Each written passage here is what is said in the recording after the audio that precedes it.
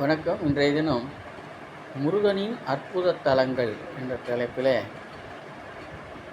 ஒரே நாளில் வலம் வந்தால் வளம் பெறலாம் என்று சிக்கல் சிங்கார வேலனையும் எட்டுக்குடி முருகன் எண்கண் முருகத்தலங்களையும் குறிப்பிடுவார்கள். முருகனின் அறுபடை வீடுகளுக்கு அடுத்த நிலையில் பிரசித்தி பெற்ற தலங்களாக நாகப்பட்டினம் மாவட்டத்தில் சிக்கல் சிங்காரவேலர் கோயிலும், எட்டுக்குடி மற்றும் எண்கண் கோயிலும் திருவாரூர் மாவட்டத்தில் உள்ளன.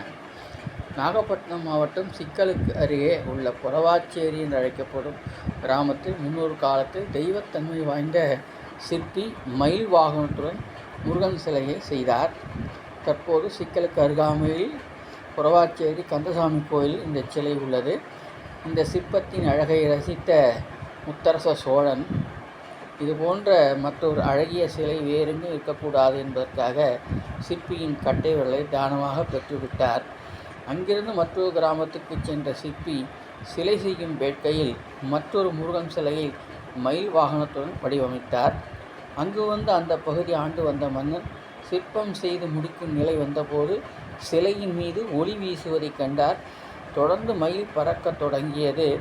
இதனை எட்டிப்பிடி என காவலருக்கு உத்தரவிட்டார். அப்போது மயிலின் கால் பகுதி சிலையாகி நின்றுவிட்டது.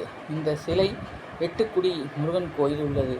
எட்டிப்புடி என்பதனாலே பிற்காலத்தில் இந்த கோயில் எட்டுக்குடி என்று வழங்கப்பட்டது. ஆழமேறியில் காட்டுப்பகுதிக்கு சென்றுவிட்ட இந்த சிற்பி மீண்டும் ஒரு முருகன் சிலையை வடித்தார். சிலைக்கு கண் திறக்கும் முயன்ற போது சிறுமியின் கையில் ஒளியால் காயம் ஏற்பட்டது. முருகன் அருளால் சிற்பிக்கு மீண்டும் கண் பார்வை கிடைத்தது. இந்த சிலையே தற்போது எண்கண் கோயிலில் உள்ளது. கோயிலை முருகனை வழிபாடு செய்யும்போது தீர்வு கிடைப்பதாக நம்பப்படுகிறது. ஒரே சிற்பியால் செதுக்கப்பட்ட முருகன் சிலைகள் மூன்றும் வெவ்வேறு பகுதியில் அருள்பாலித்து கொண்டு உள்ளன என்பதை இதன் மூலம் நாம் தெரிந்து கொண்டோம். நன்றி.